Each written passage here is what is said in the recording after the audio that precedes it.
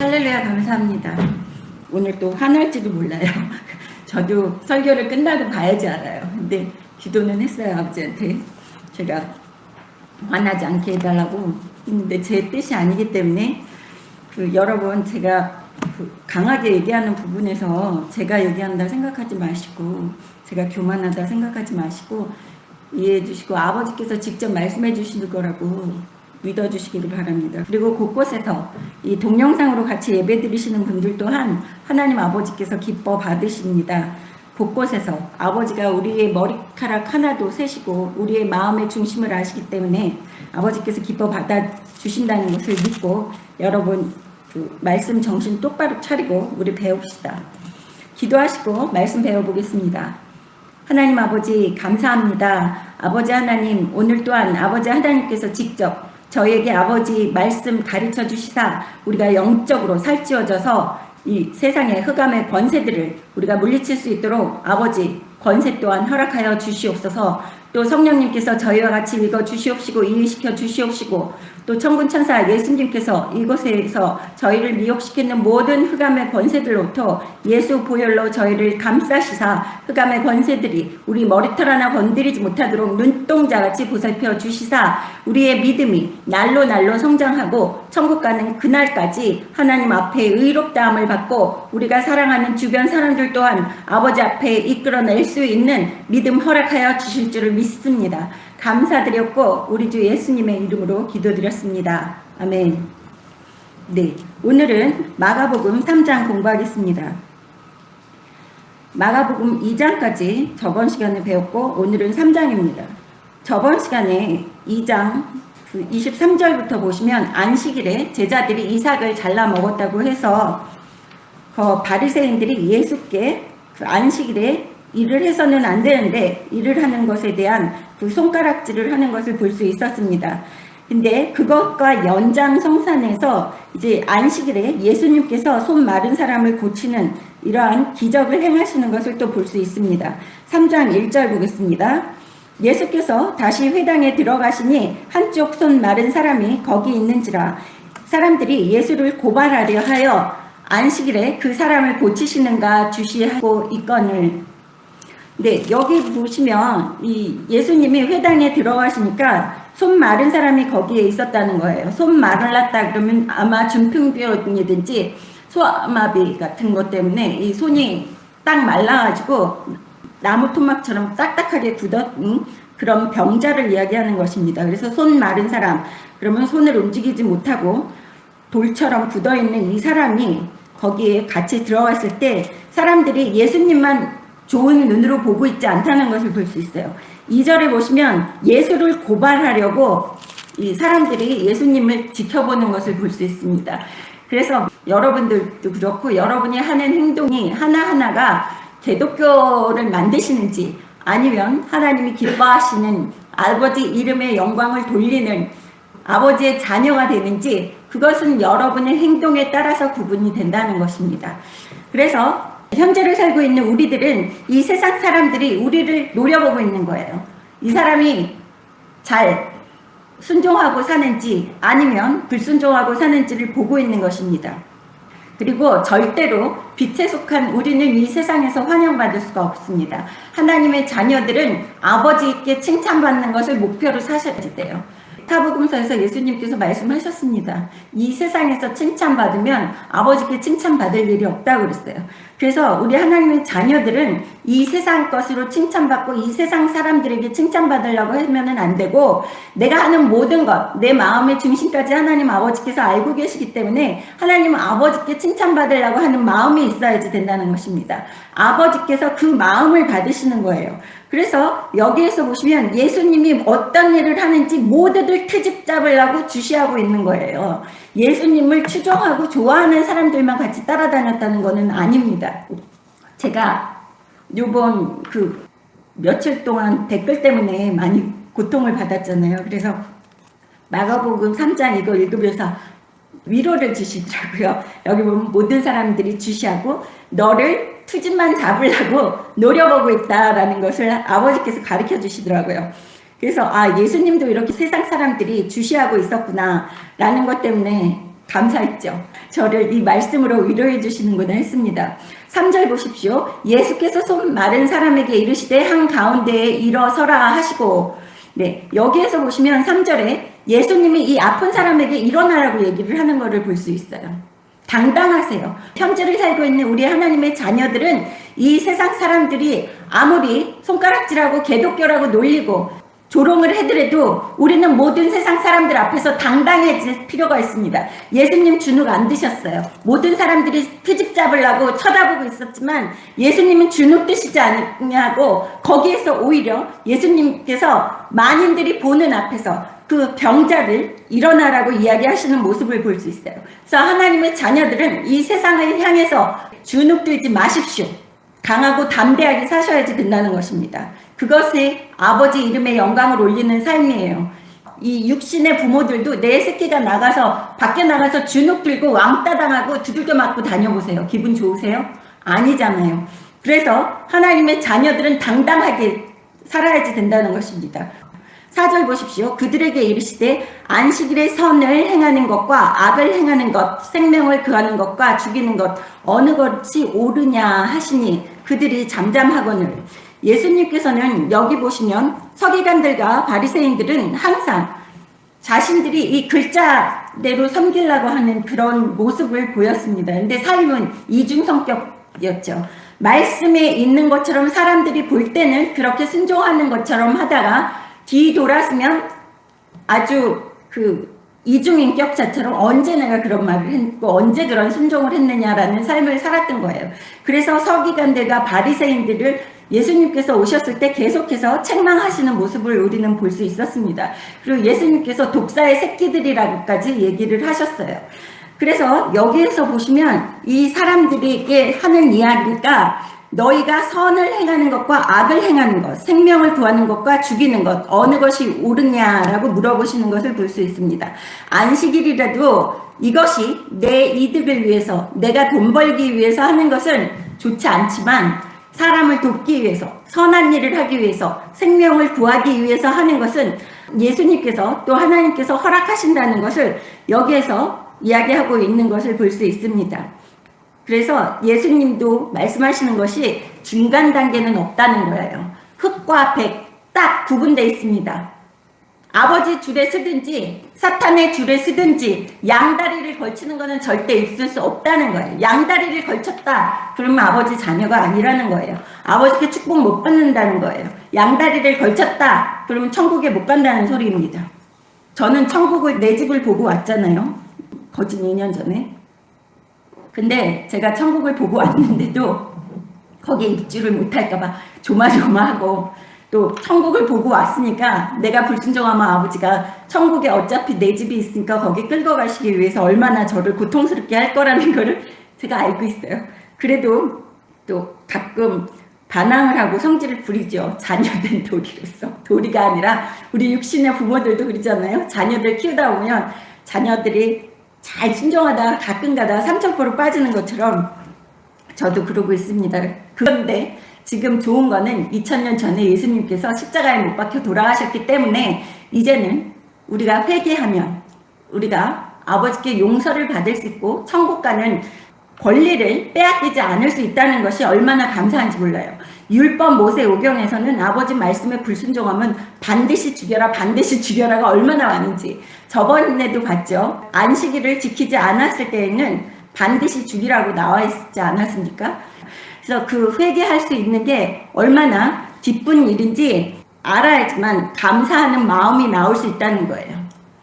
안 그러면 감사하는 마음이 나오지가 않습니다. 왜 감사해야지 되는지 몰라요, 사람들이. 왜 예수가 십자가에 돌아가신 것을 내가 감사해야지 되는지 그 내용을 모르고 무조건 교회만 오면 되는지 알고 살고 있는 것이 지금의 현재의 세상에서 예수 믿는다고 하면서 교회를 문지방만 들락날락 하는 사람들의 행태입니다.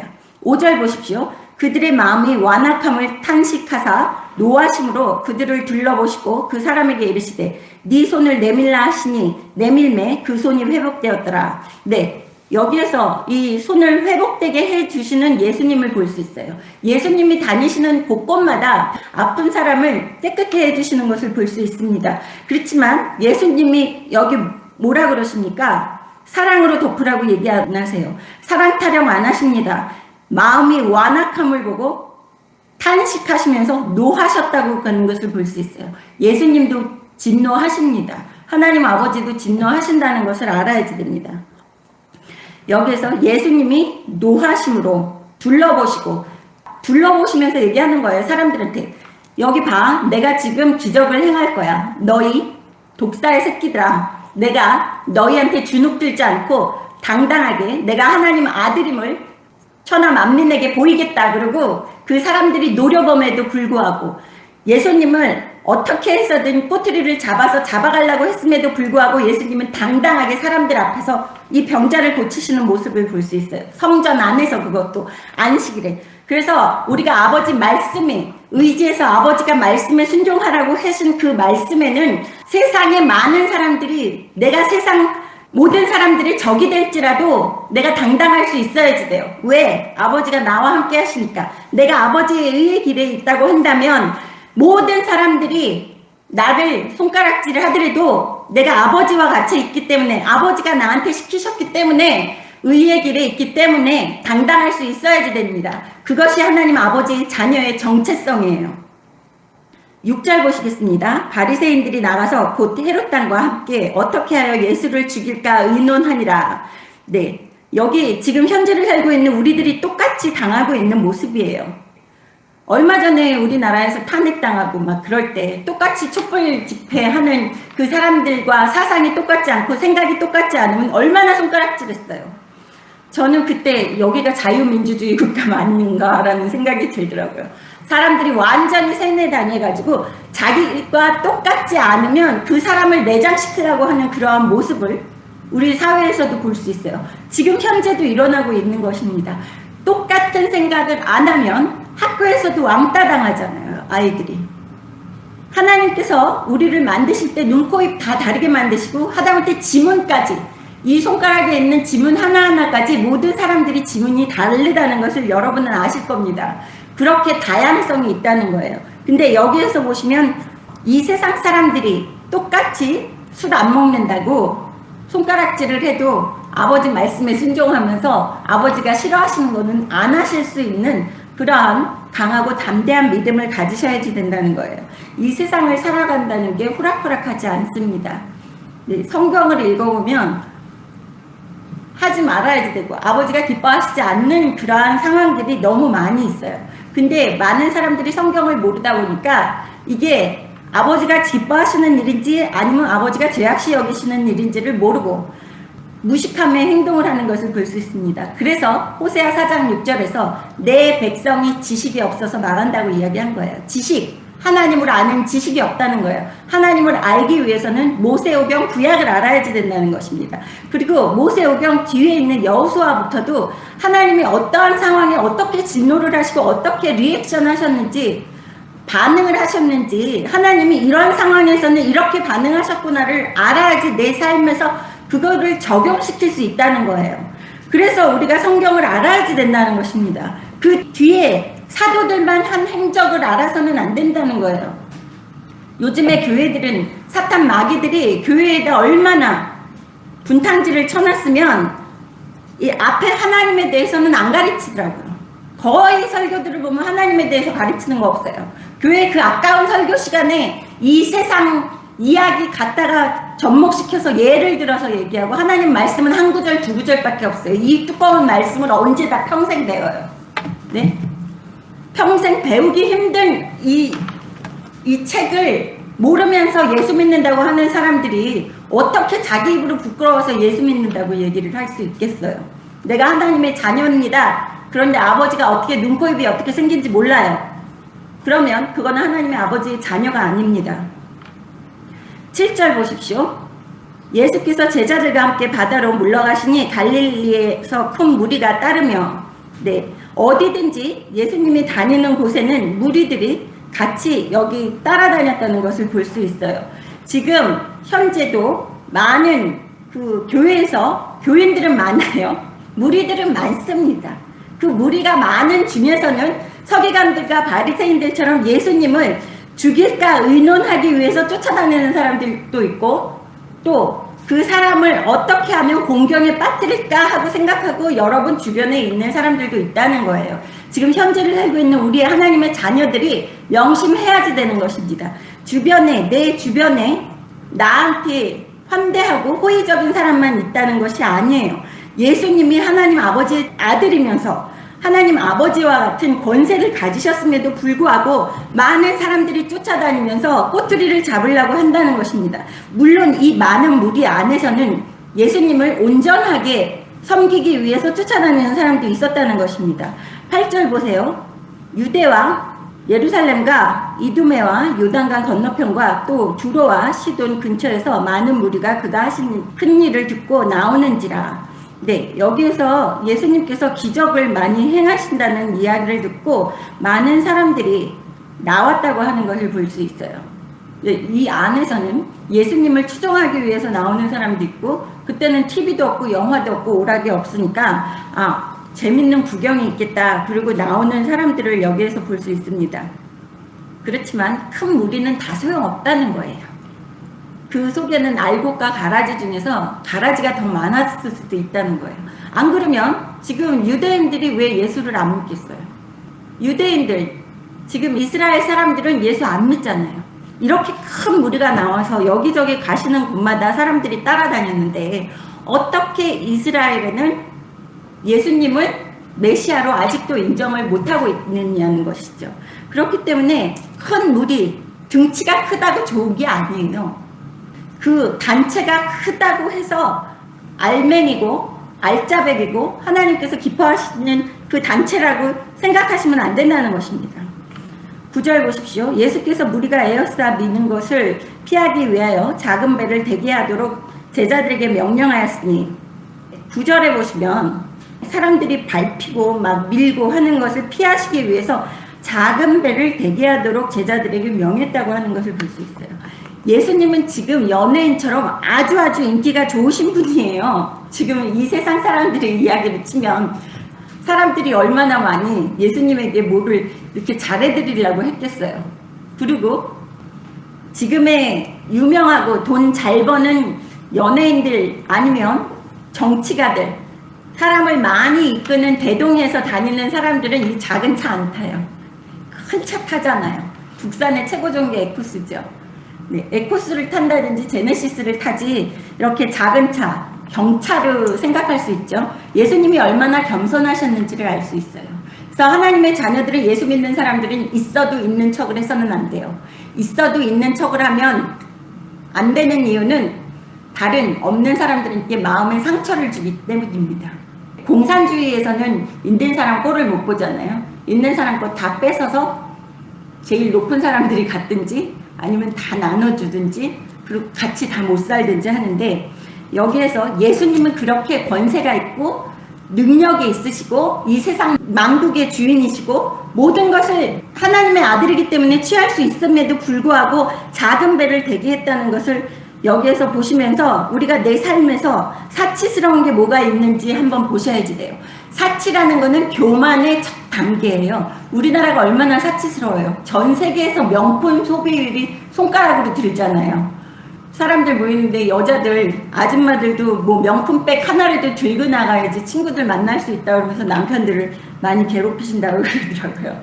그러니까 얼마나 여기에서 우리 예수 믿는 사람들 또한 하나님 아버지의 아들이신 예수님처럼 겸손하게 살아야지 되는지, 있는 척 해서는 안 된다는 것을 여러분은 아셔야지 됩니다. 같은 교회 안에서도 있으신 분 없으신 분 이렇게 천차만별이잖아요. 삶의 그 수준이. 그러면 있으신 분들은 겸손한 모습을 보이셔야지 그것이 본보기가 되고 하나님 앞에 기쁨이 되는 행동이라는 것을 아셔야지 됩니다.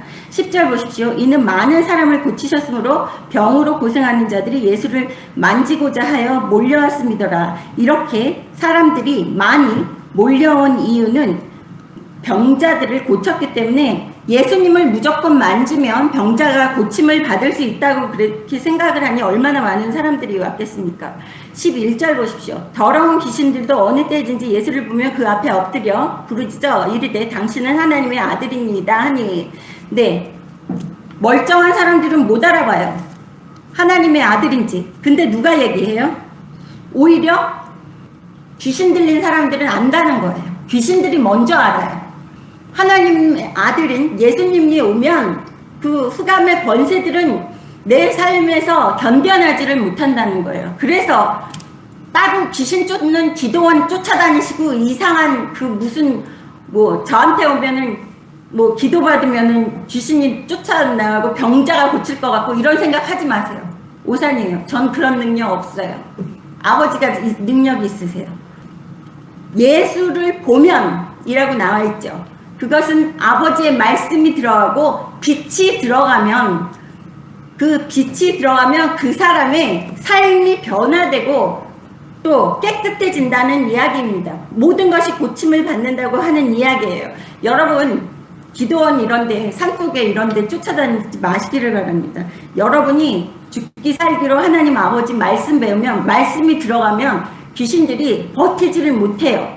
내 삶에서 내 몸에서 하나님 아버지의 말씀이 들어가고 찬양이 들어가면 괴로워서 있으라고 해도 못 있는 것들이 귀신입니다. 그래서 예수님이 그 근처에만 와도 이 귀신들이 엎드려진다는 거는 힘을 못 쓴다는 거예요. 조금도 눈꼽만치도 예수님 앞에서는 힘을 못 쓰고 엎어지면서 하나님의 아들이라고 시인을 하는 이 사탄 마귀들을 볼 수 있다는 거예요. 얼마나 큰 능력입니까? 우리가 어떠한 상황에서도 예수 보혈 의지에서 아버지께 기도하면서 우리가 원하는 것을 또 내 삶을 청소해 나가야지 되는 것이 하나님 아버지의 자녀입니다. 딴 거 보시지 마세요. 딴 데 세상에 누가 용하다더라, 누가 기도빨이 좋대더라, 누가 뭐 어쨌더라. 왜 하나님 아버지랑 예수님을 내 옆에 모셔놓고 딴 데 가서 찾느냐고요. 이게 다 하나님 아버지 말씀이고 예수님의 말씀이에요. 물론 제가 몇 달 전부터 사도 바울 선교사들 얘기는 필요 없다. 선교사들은 지금도 전 세계에서 5분에 1명씩 예수라는 이름 때문에 순교당하고 있는 사람이 많아요. 그럼 예수님 돌아가시고 난 다음부터 사도들이라고 이름 지어지면서 그러면 지금 얘기로는 선교사들이에요. 오지에 다니면서 선교하고 복음 전파하는 그런 사람들. 그러면 왜 예수님 돌아가신 다음에 그 모든 사도들을 왜 성경에다 다 안 집어넣어줬느냐 이 소리죠. 저는. 그래서 그거 얘기했다가 제가 댓글로 뭐 이상한 소리도 많이 듣고 또 문자랑 전화도 받았지만 굳건히 나갑니다. 저는. 12절에 보시면 예수님께서 사복음서에서 계속해서 예수께서 자기를 나타내지 말라고 많이 경고하시니라. 왜 예수님이 나타내지 말라고 경고하시는지를 아셔야지 돼요. 그냥 훅 잊고 지나가면 예수님이 겸손하셔서 그런가? 예수님도 영광 받으시는 분이 아니라는 거예요. 영광은 누구에게 돌려야지 된다고요? 하나님 아버지만이 영광을 받으시는 분이라는 거예요. 이 세상에서 요즘 교회들이 이상한 것 가지고 영광을 돌려요. 설교하면서 괴테 얘기하고 소크라테스 얘기하고 어떤 사람 얘기하고 세상 사람들 유명한 뭐 인물이라는 사람들 말 인용해가지고 설교하는 거 제가 제일 싫어합니다. 설교할 때는 아버지 말씀 인용하고 신약에서는 구약 인용하고 구약에서는 신약 인용하면 그걸로 끝이에요. 근데 이상한 것들을 섞어서 지금 하나님 아버지의 영광을 다 가로채는 거예요. 그래서 12절에 보시면 자기를 나타내지 말라고 경고하신다고 그랬어요. 경고. 내가 영광 받을 존재가 아니라고 예수님이 이야기하시는 거예요. 영광은 오로지 하나님 아버지만 받으셔야 되는데 나를 나타내지 마, 나를 추종하지 마 이렇게 얘기하는 거예요. 지금 그걸 명심하셔야지 돼요. 이 세상에서 예수 믿으면서 하나님의 자녀라 그러면서 내가 누구에게 영광을 돌려야지 되는지를 똑바로 알고 내가 갈 길이 뭔지를 알고 정체성을 알고 가야지 된다는 거예요. 근데 많은 사람들이 예수 믿는다고 그러면서 교회만 설렁설렁 왔다 갔다 하면 되는 줄 알아요.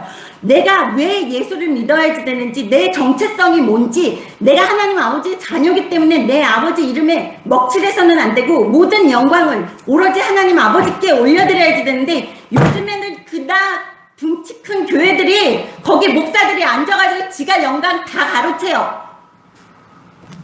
그것이 문제라는 거예요. 목사들 뿐이 아니라 여기 사도 바울, 교황, 천주교에서 성경 만들 때 자기네들이 정경이라고 27권 만들었는데 꼭 그것도 불길한 숫자 13권이나 되는 13권의 사도 바울 저자로 있는 책을 인용을 해서 계속해서 이상한 소리 짓거리를 하고 있는 것이 지금 요새 교회들이에요.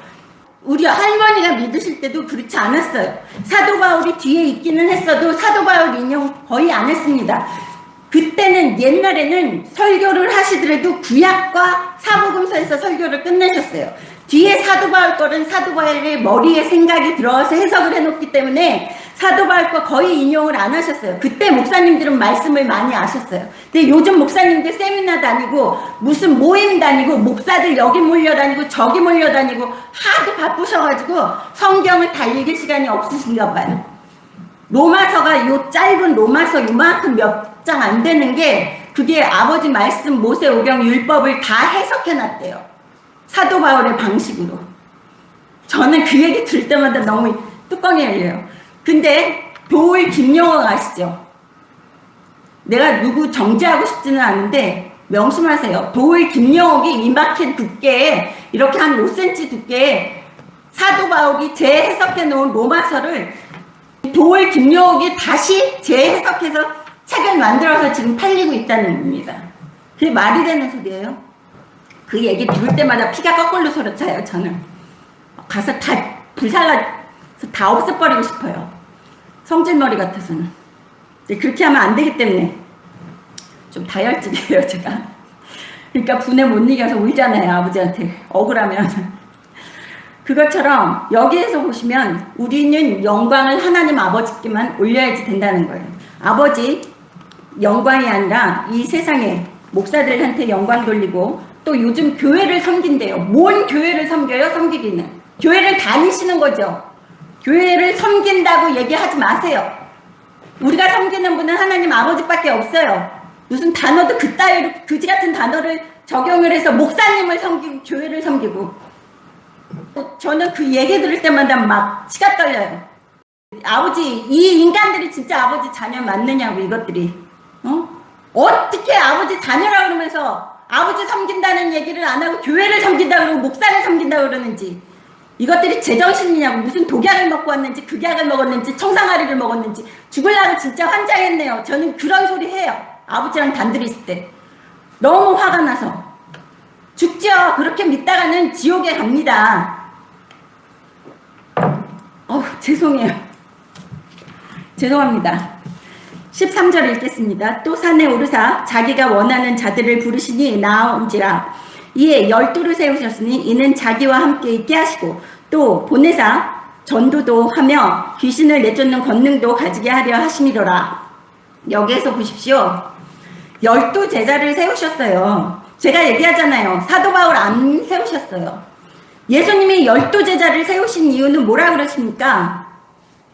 14절 보십시오. 이는 자기와 함께 있게 하시고. 자기와 함께 왜 있게 하세요? 예수님이 하나님의 아들로서 공생애 동안에 3년만 딱 하나님의 아들로서 사람들에게 나타나시고 십자가에 못 박혀 돌아가셨어요. 숫자 3은 하나님의 숫자입니다. 그래서 예수님이 30세에 세례 받으시고 하나님의 아들로서 선포하시고 3년 동안 말씀을 가르치셨어요. 근데 12제자는 예수님 옆에서 계속 붙어 다녔다는 거예요. 왜? 예수님이 가르치려고.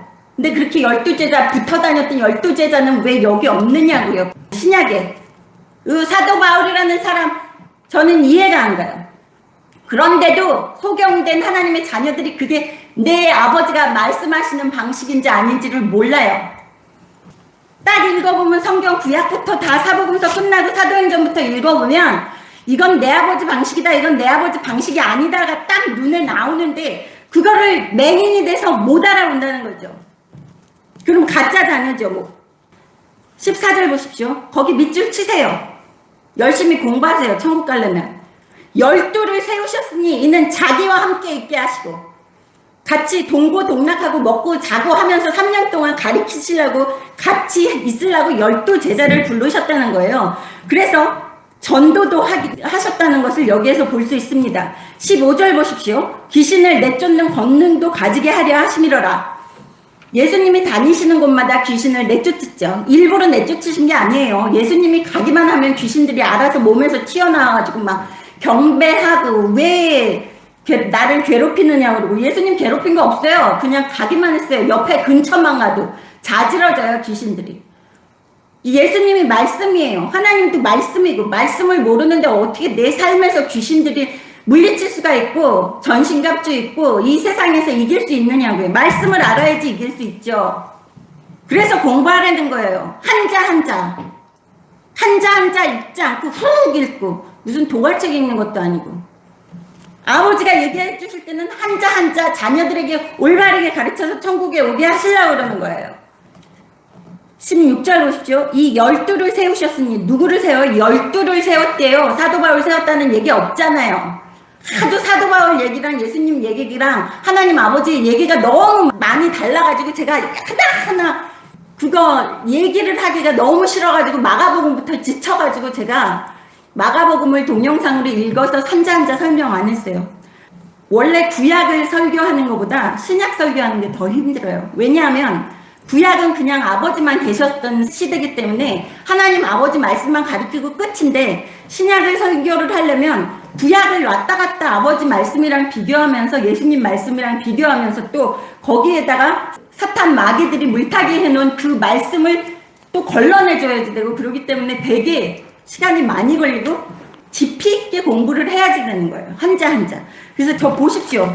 다 인용해야지 돼서 이렇게 해놨어요. 다. 저는 그냥 읽지 않아요. 항상 의심해요. 읽으면서도 이게 진짜 예수님이 얘기하신 건가? 사도 바울 거 읽으면서도 계속 신경 씁니다. 여기에서 보십시오. 16절에 시몬에게는 베드로란 이름을 더하셨고 12를 세우셨는데 시몬에게는 베드로란 이름을 더했고 17절에 보십시오. 세베대의 아들 야고보와 야고보의 형제 요한이니 이 둘에게는 보아너게 곧 우레의 아들이란 이름을 더하셨으며 이거는 우레의 아들 그러면 야고보와 요한이 과격한 성격이 가졌다는 그러한 별명이래요. 그래서 예수님은 사랑 타령만 하는 사람만 쓰시지 않는다는 거예요. 저처럼 과격한 사람도 쓰시나 봐요. 저 다혈질이고 고집불통이고 자존심 되게 강한데 그 자부심도 엄청나요. 제가 자부심을 더 갖게 된 이유는 너는 내 것이다 아버지가 얘기했을 때 그 성경 구절을 보고 제가 너무 좋아하면서 어깨가 막 힘이 들어가더라고요. 내 아버지가 하나님 아버지인데 하는. 여기에서 보시면 12명의 이름을 한자 하시면서 요한이랑 야고보가 성격이 불같다는 것까지 예수님이 알고서 선택하시는 것을 볼 수 있어요. 18절 보십시오. 안드레와 빌립의 바돌로메와 마테와 도마와 알페오의 아들 야고보 및 다데오와 가나나인 시몬이며 또 가룟 유다니 이는 예수를 판 자더라. 네, 가룟 유다는 예수를 팔기 위해서 예수님이 선택하신 제자예요. 그래도 예수님이 3년 동안 같이 데리고 다니시면서 가르치셨어요. 근데 제가 생각하기에는 가룟 유다가 예수님을 팔고 십자가에 못 박혀 돌아가시는 모습을 보고 양심의 가책을 받아서 가룟 유다가 목매달아서 죽었지 않습니까? 근데 예수님은 목매달아서 죽는 것을 원치 않으셨을 거예요. 근데 선악과 나무의 열매를 먹고 에덴 동산에서 아담이 추방당했던 것처럼 가룟 유다는 선택권이 있었습니다. 예수님을 팔았음에도 불구하고 자살하지 않고 예수 보혈에 의지해서 회개하고 사도들처럼 다른 제자들처럼 말씀을 전파하고 다닐 수 있는 그러한 선택권을 주셨어요. 그런데 가룟 유다는 선택한 게 뭐예요? 예수님을 팔고 자살했어요. 자살하면 무조건 지옥이에요. 어떤 교회 목사님들은 요즘 자살하는 그 신도들이 하도 많아가지고 자살해도 천국 갈 수 있다고 이렇게 얘기하는 목사님들이 있대요. 절대로 아닙니다. 자살을 하면 다 지옥이에요. 왜? 그거는 살인입니다. 내 자신을 죽이는. 차라리 남을 살인을 하면 회개해서 천국 갈 수 있어요. 근데 내가 내 자신을 죽이면 내 육신이 없기 때문에 회개할 수 있는 그러한 기회가 없는 거예요. 내 육신이 없는데 어떻게 회개를 해요? 우리가 회개할 수 있는 그러한 기회는 내가 육신의 옷을 입고 있는 동안만 회개할 수 있는 겁니다. 그래서 명심하셔야 돼요. 지금 우리나라가 전 세계 OECD 국가 중에서 자살률이 1위라고 했잖아요. 교회도 많고 십자가도 많음에도 불구하고 자살률이 1위라는 것은 이해할 수가 없는 거예요. 예수 믿는 사람들이 그렇게 막 폭발적으로 많이 늘어났다 그러고, 은사주의 좋아해서 방언하는 사람들이 여기저기 더 많아졌잖아요. 그 예수 믿는 사람들이 많아졌는데 자살률이 1이다. 그거는 흑암의 권세들이, 마귀들이 우리나라를 점령해 있다는 소리입니다. 그래서 아셔야지 돼요. 여기 가룟 유다는 회개를 하고 자신이 쓰임받을 수 있는 사람이고 천국 갈 수 있음에도 불구하고 회개할 줄 모르고 그냥 자살한 사람이에요. 가엾은 사람입니다. 이 사람도. 20절 보십시오. 20절 보시면 집에 들어가시니 무리가 다시 모임으로 식사할 겨를도 없는지라. 네, 예수님께서 집에 들어가시니까 어떻게 돼요? 사람들이 또 가는 곳마다 무리들이 몰려와가지고 예수님을 괴롭히니까 예수님이 식사할 시간도 없다고 얘기하시는 것을 볼 수 있어요. 그래서 예수님께서 뭐 산에 올라가서 혼자 기도하시고 아침 일찍 올라가서 기도하시고 그러는 게 우리나라에만 있는 그 새벽 기도예요. 새벽 예배는 외국에는 없어요. 우리나라에만 있는 게 새벽 기도예요. 그게 이 성경을 읽다 보니까 이 예전에 처음에 들어왔을 때 그 새벽 기도를 하는 게 좋다 이렇게 생각해서 우리나라에서 만들어진 제도입니다. 새벽 기도는. 근데 예수님이 새벽에 산에 올라가셔서 기도하신 거는 어디를 가도 사람들이 이렇게 몰려다니면서 예수님을 하도 괴롭히니까 골방 기도를 단둘이 하나님 앞에 단둘이 대화할 시간이 없는 거예요. 여기에서 보시면 예수님이 식사할 겨를도 없이 너무너무 바쁘게 지내시는 모습을 우리는 볼 수 있습니다. 21절 예수의 친족들이 듣고 그를 불러서 나오니 이는 그가 미쳤다 하밀러라. 네, 여기 그가 미쳤다 인정하지 않는 모습을 볼 수 있어요. 저도 시댁에 가도 목사를 인정하네요. 저희 친정에 가도 목사를 인정하네요. 예수님의 주변에 친족들도 인정하네요. 왜? 그 사람이 평생 산 거를 보니까. 예수님이 30년 동안 목수의 아들로 또 목수로서 일하시면서 잘하셨어요. 많이 배우시지도 못했고. 그래서 그 보석을 알아보는 사람은 옆에 있는 사람은 아니라는 거예요. 다른 사람들이 알아보는 거지. 예수의 친족들은 미쳤다고 그러잖아요. 친척들은. 22절 보십시오. 예루살렘에서 내려온 서기관들은 그가 바알세불이 집혔다 하며 또 귀신의 왕을 힘입어 귀신을 쫓아낸다니. 귀신이 귀신을 내쫓는다 이러면 무슨 생각이 드세요? 무당이 우리나라에서 귀신 내쫓는다고 막 그러지 않아요? 근데 무당 굿하는 것을 생각하실 수 있습니다. 근데 무당이 구슬해서 귀신이 내쫓아가도 다시 큰 귀신이 온다고 그래요. 아니면 그 조그만 귀신을 내쫓고 큰 귀신이 다시 주인으로 들어간다고 그러더라고요.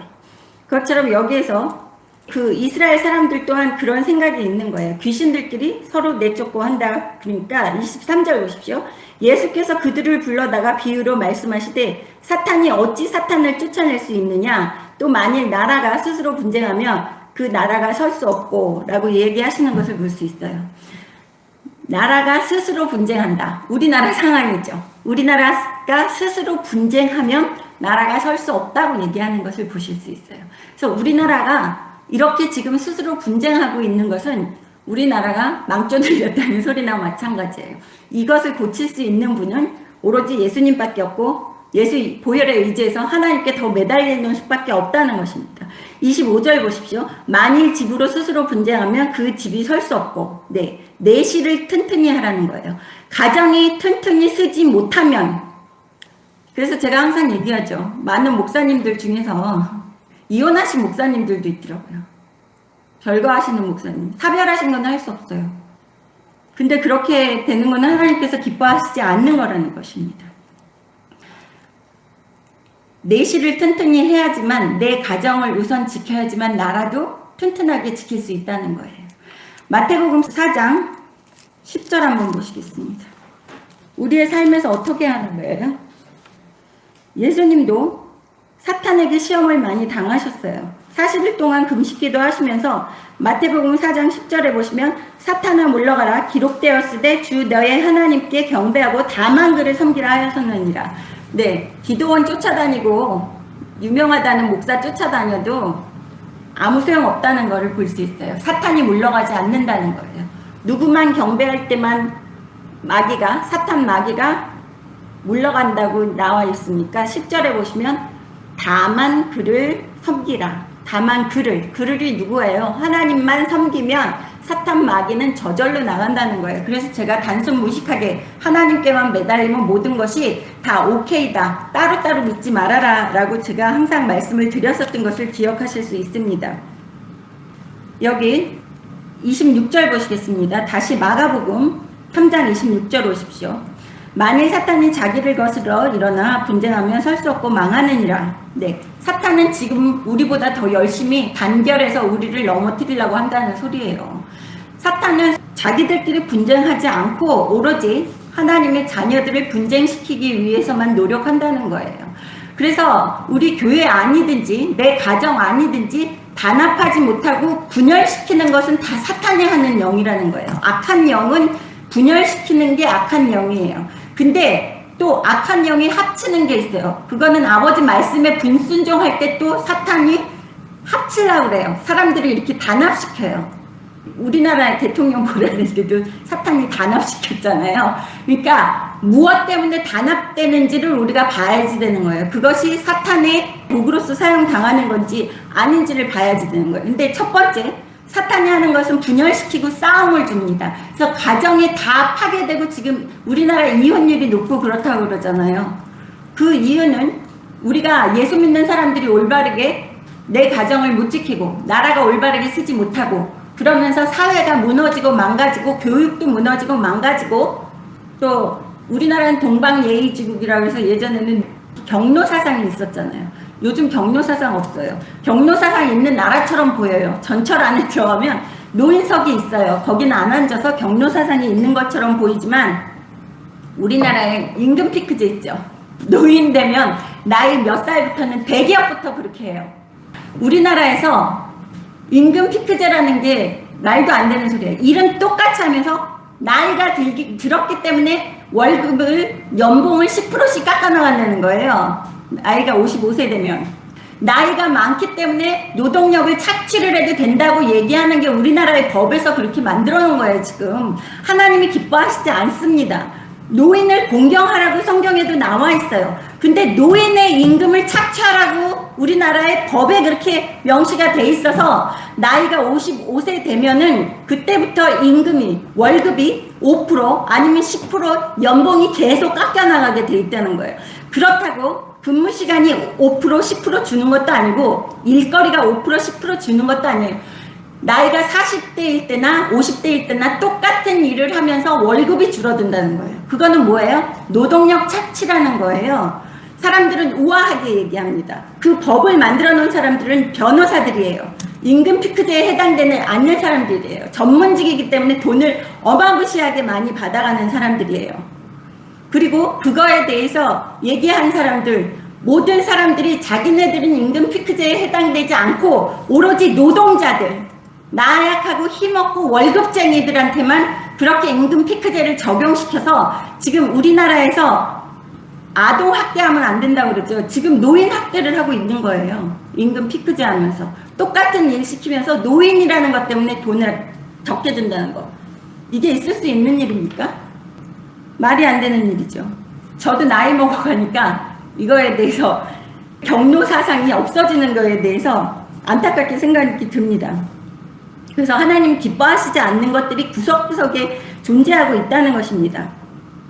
27절 보십시오. 사람이 먼저 강한 자를 결박하지 않고는 그 강한 자의 집에 들어가 세간을 강탈하지 못하리니 결박한 후에야 그 집을 강탈하리라. 뭐라 그래요? 우두머리가 안 갈아치워지면 아무 소용이 없다는 거예요. 우리나라가 올바르게 쓰려고 그러면 우두머리부터 올바른 사람이 서야지만 우리 나라가 올바르게 쓴다고 이렇게 얘기를 하는 거예요.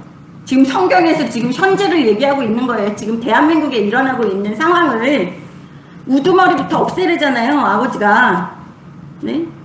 밑에 쪼무레기들은 신경 쓰지 말고 우두머리를 없애라고 얘기하시는 것이 27절에 나와 있는 것을 볼 수 있습니다. 그리고 27절에 뭐라 그래요?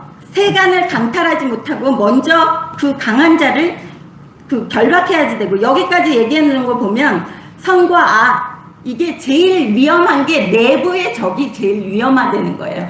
우리가 북한에서 쳐들어와서 우리가 공격당하는 거 걱정하시지 마시고 대한민국 안에 있는 그 내실을 튼튼하지 않고 우리가 주저앉게 생겼다는 거예요. 밖에서 공격 당하고 핵폭탄 있는 거 그런 거 걱정하지 마세요. 내가 내 가정도 못 지키고 내 나라도 못 지키고 다 안에서 무너뜨려지고 있고 골마 터져서 죽게 생겼는데 밖에서 북한이 쳐들어오기 전에 우리 암 걸려서 다 죽었어요. 죽고 난 다음에 밖에서 쳐들어오든 말든 무슨 상관입니까? 그 이야기를 하시는 거예요. 어떻게 성경에 이렇게 똑 떨어지게 말씀을 하시는지 너무 놀랍지 않습니까? 28절 보십시오. 내가 진실로 너에게 이르노니 사람의 모든 죄와 모든 모독하는 일은 사하심을 얻되 사람끼리 잘못되는 문제는 사해 둔다고 이야기하시는 것을 볼 수 있어요. 용서해 주시고 천국 가는데 문제가 없지만 29절 보십시오. 누구든지 성령을 모독하는 자는 영원히 사하심을 얻지 못하고 영원한 죄가 되느니라 하시니, 이거는 사람들이 궁금해해요. 성령 모독죄가 뭡니까? 그러면 아버지의 말씀을 전하는데 잘못 전하는 목사들, 그리고 가짜로 전하는 목사들 뿐만이 아니라 말씀을 이야기할 때 이 사람이 잘못 알아듣고 지옥에 가게 하는 거는 성령 회방죄예요.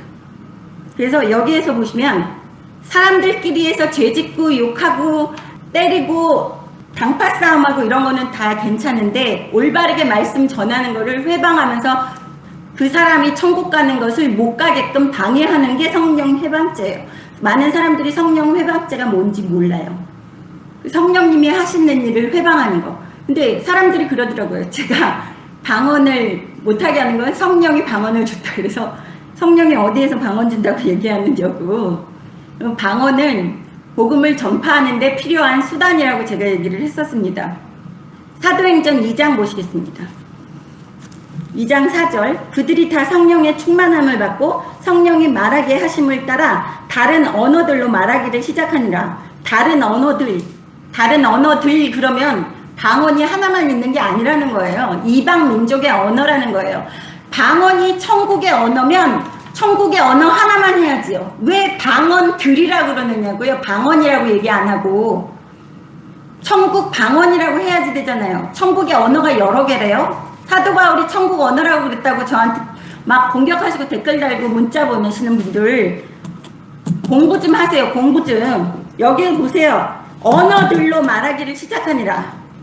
그때 경건한 유대인들이 천하 각국으로부터 와서 예루살렘에 머물러 있더니 이 소리가 나매 큰 무리가 모여 각각 자기의 방언으로 제자들이 말하는 것을 듣고 소동하여 다 놀라 신기하게 여겨 이르되, 보라, 이 말하는 사람들이 다 갈릴리 사람이 아니냐? 우리 각 사람이 난 곧 방언으로 듣게 되는 것이 어찌 됨이냐? 우리는 바데인과 메데인과 엘람인과 또 메소보다미아, 유대와 갑바도기아, 본도와 아시아, 브루니기아와 밤빌리아, 이렇게 나라 이름들이 다 나오는 것을 볼 수 있어요.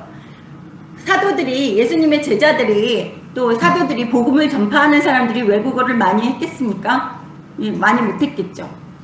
물고기를 낳는 어부들을 예수님이 제자로 삼았는데 그 사람들이 외국어를 했겠느냐고요. 그리고 이 부두에 이 외국 나라들을 나열하는 거 보십시오.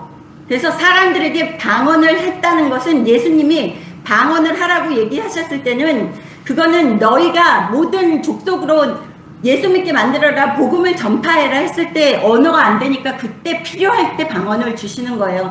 방언들이랍니다. 천국의 언어였으면 방언이라고 그러죠. 왜 방언들이라 그럽니까? 명심하세요. 방언 잘못 알지도 못하면서 중얼중얼하면서 내가 무슨 소리 하는지 모르고 마귀 주문을 할 수 있다는 것입니다. 여기 31절 보겠습니다. 그때 예수의 어머니와 동생들이 와서 밖에 서서 사람을 보내어 예수를 부르니 무리가 예수를 둘러 앉았다가 여짜오되, 보소서 당신의 어머니와 동생들과 누이들이 밖에서 찾나이다. 대답하시되 누가 내 어머니이며 동생들이냐 하시고. 네, 33절까지 한번 보세요. 여기에서 보시면 어떤 사람들이 예수님한테 와서 동생과 어머니가 밖에서 기다리고 있다고 예수님께 말씀을 드렸더니 예수님께서 33절에 누가 내 어머니며 동생들이냐 하고 요새세상 말로는 생깐다 그러죠. 아예 모른 척 하는 것을 볼 수 있어요. 그럼 사람들이 뭐라고 생각하겠어요? 아, 싸가지 없네 라고 생각할 수 있잖아요. 근데 예수님이 이렇게 하시는 행동은 가르치려고 얘기하시는 거예요. 제가 얘기했죠. 모세 오경, 구약의 모세오경, 하나님의 말씀 모세오경은 우리가 육신을 입고 살고 있는 동안에 이 세상에서 축복받는 거에 대해서 말씀해 주시는 거예요. 그래서 하나님께서 모세오경에서 복을 줄 거다, 복을 줄 거다, 내 말에 순종하면 복 준다, 복 준다, 복 준다 계속 하시는 것은 육신을 입고 살고 있는 동안에 이 세상에서 내가 아버지 말씀에 순종하면 욕처럼 친구들이 오면 금덩어리 줄 정도로 아버지께서 축복해 주신다는 말씀이고, 사복음서에서 예수님께서 태어나셔가지고 십자가에 못 박혀 돌아가시는 그러한 역사적인 일은 사람들이 계속해서 죄를 짓기 때문에 단 한 번의 제사로 그 많은 동물들이 속건제, 속죄제 이런 것 때문에 죽어나가는 것을, 그리고 제사 지내는 그 의식을 없애주시기 위해서 아버지 하나님께서 제일 사랑하는 독생자 아들을 십자가에 못 박혀 돌아가시게끔 해서 우리가 이제 제사를 안 지내도 된다는 거예요. 얼마나 감사한 소리입니까?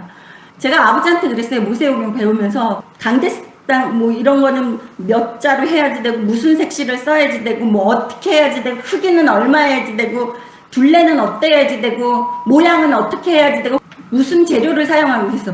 아니 아버지 이걸 다 이렇게 골치 아파서 내가 예수님 안 돌아가셨으면 나 이 머리 나빠서 이거 성전을 만드는 방법도 모르겠고 제사 지내는 방법도 모르겠다고, 모세가 진짜 대단한 사람이라고 제가 아버지한테 감탄한 적이 있어요. 우리는 감사할 수밖에 없어요. 그래서 감사하라는 거예요. 지금 예수 믿고 하나님 아버지의 자녀가 될 수 있고, 이렇게 심플하게 우리 입으로만 고백만 해도 우리는 예수 믿고 천국 갈 수 있고, 내가 입으로 내 마음을 다해서 회개를 하면 아무것도 필요 없이 아버지께서 우리를 용서해 주신다는 것입니다. 그것이 감사할 일이에요. 그래서 신약의 사복음서에서 나오는 것은 예수님이 얘기하시는 복복복이잖아요. 마태복음 5장에 나오는 팔복이 있습니다. 마태복음 5장 제가 다 해설해서 유튜브로 올려놨거든요. 한번 들어보세요. 그 마태복음 5장에 그 복들 얘기하시고, 이 사복음서에서 얘기하시는 복들은 영적인 축복이에요. 그래서 사복음서는 어떻게 하면 천국에 가는지, 천국을 복으로 받는지에 대한 그러한 설명이 사복음서에서 있는 거예요. 그래서 제가 항상 얘기하는 게, 구약만 알면 육체적인 축복만 받고 죽으면 천국 가는 방법을 모른다는 거예요. 그 신학만 알면 죽어서 천국 가는 방법만 알지, 내가 육신을 입고 살면서 이 세상에서 아버지가 주시는 이 세상의 모든 것을 누리면서 축복받으면서 사는 삶을 모른다는 거예요. 그래서 절름발이로 살지 말라고 제가 항상 얘기하는 겁니다. 그래서 율법만 알아서도 안 되고 신약만 알아서도 안 되고, 차라리 알려면 신약만 아세요. 신약만 알면 인생은 그지같이 살다가 마지막에 회개하고 천국은 갈 수 있다는 거예요. 근데 내가 육신을 입고 내가 지금 살면서 내 자식들도 다 축복받고 대대손손 축복받으면서 하나님께서 의인의 자손은 천대 만대까지 복을 주신다고 그랬습니다. 내 자자손손이 축복받는 삶을 살기 위해서는 모세오경을 알고 주야로 묵상하고 가르쳐야 된다는 거예요. 그래야지만 육신, 이 세상의 마귀가 득식을 거리는 상황에서도 우리가 축복을 받을 수 있다는 것입니다. 그리고 신약만, 사복음서만 알면은 구약의 축복을 못 받지만 그냥 천국은 갈 수 있다는 거예요. 그러니까 여러분이 선택하세요. 내가 육신의 옷을 입고도 축복받고 죽어서도 축복받아서 천국에 갈 건지, 아니면 육신을 입고 있는 상황에서는 그지같이 멸시천대 받고 이리저리 치우면서 살다가 죽어서 천국 가서 잘 살든지, 아니면 양쪽을 다 열심히 공부하고 순종하고 아버지 이름에 영광 돌리고 또 예수님 말씀에 순종해서 천국 가고, 양쪽을 다 사는 게 좋지 않을까요? 여러분 모두 천국 가는 여러분이 되시기를 주님의 이름으로 축원합니다. 그래서 여기에서 보십시오. 예수님이 얘기하시는 거는 그 영적인 형제 자매들을 이야기하시는 것입니다. 그래서 예수님께서 자신의 어머니와 자신의 동생들을 무시해서 하시는 말씀이 아니라 우리 사람들에게 가르치 주시려고 예수님께서 33절에서 누가 내 어머니고 누가 내 동생들이야 이렇게 얘기하신 거예요. 그래서 34절 보십시오. 둘러앉은 자들을 보시며 이르시되 내 어머니와 내 동생들을 보라. 누구든지 하나님의 뜻대로 행하는 자가 내 형제요 자매요 어머니니라. 이것은 천국에 대한 이야기를 하시는 거예요. 육체적인 관계는 이야기 안 하시는 거예요. 예수님은 항상 말씀하시는 게 포커스가 천국을 포커스로 받아서 천국을 상으로 주는, 천국의 복을 받는 그러한 복을 이야기하시는 거예요. 그래서 여기에서 하나님의 뜻대로 행하는 자가 내 형제요 자매다. 왜? 하나님의 뜻대로 행해야지만 천국에 가는 거예요. 왜? 예수님도 천국에 계시고 하나님의 아들이신 예수님이시기 때문에 내가 천국에 가면 예수님이 형제 자매가 되는 거예요. 그래서 예수님이 영적인 관계를 이야기하시는 거예요. 그래서 우리가 육신을 입고 있을 때는 남편이고 자식이고 부모고 사촌이고 이게 있지만 육신이 죽잖아요. 다 형제 자매예요. 부모 이런 거 개념이 없어요. 육신이 있어야지 무슨 부부고 사촌이고 삼촌이고 그 육신을 갖고 있을 때 사람들이 이야기하는 그 관계는 내 육신이 죽고 나면 아무것도 없고 천국에 가면 다 똑같이 하나님을 아버지라고 부르는 우리 형제 자매들이 된다는 거예요. 그래서 제가 가끔 집에서 우리 김 집사님에게 형제님이 그래요. 남편 형제님 이렇게 제가 가끔 얘기를 하는데 기억하게끔 우리 천국 가야지 됩니다. 우리 형제 자매입니다. 꼭 천국 갑시다. 그런 마인드 컨트롤 하느라고 제가 그렇게 호칭을 쓰습니다. 그래서 여러분이 그 사복음서를 읽으실 때는 항상 이게 예수님이 하시는 말씀이 영적인 것에 포커스를 맞춰서 말씀하신다라는 것을 꼭 명심하셔야지 해석이 다 되는 겁니다. 민수기 14장 28절 한번 보겠습니다. 그들에게 이르시기를 여호와의 말씀에 내 삶을 두고 맹세하노라. 너의 말이 내 귀에 들린 대로 내가 너희에게 행하리니 네 입술에 들리는 대로 한다고 얘기하시는 그 하나님 아버지 말씀을 볼 수 있습니다.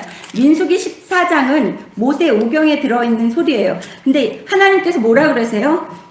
28절에 그들에게 이르기를 여호와의 말씀에 내 삶을 두고 맹세하노라. 하나님의 삶이 어디 있어요? 알파와 오메가 있고 처음이 끝이시고 하나님은 죽지도 않으시는 분이고 항상 계시는 분이고 졸지도 주무시지도 않으시는 분이 무슨 인생을 두고 맹세하신대요. 삶을 두고 맹세하신다고 하나님께서 얘기하시는 걸 볼 수 있어요.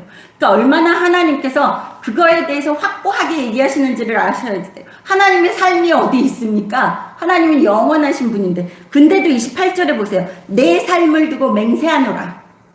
하나님께서 절대로 너희들 내 말 흘려 듣지 마.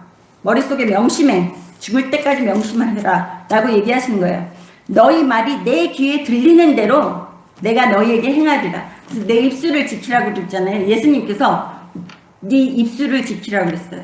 그래서 제가 찬양 집회 맨 처음에 갔을 때 갈 때 내가 아버지 다윗과 같은 마음으로 가겠습니다. 그랬더니 아버지가 진짜 앰프 가져간 것까지 고장 났었잖아요. 그래서 제가 마이크, 노래방 마이크 요만한 거 가지고 했는데 마이크 같지도 않았죠. 너무 큰 광장에서 하다 보니까. 근데 지금 너무 잘 들리고 있잖아요, 우리. 그래서 내 입에서 들리는 대로 하신다고 그렇게 얘기한 거에 대해서 우리는 명심하고 살아야 돼요. 그래서 절대로 하나님 아버지를 비판하거나 하나님 아버지를 판단하거나 우리 작은 머리로 판단해서도 안 되고 그래서 좋은 말만 하시고 항상 감사하고 기뻐하고 경배하는 소리만 하시면 하나님 아버지께서 아, 내 사랑하는 자녀들아 그리고 많은 축복을 내려주실 줄을 믿으시기를 주님의 이름으로 축원합니다.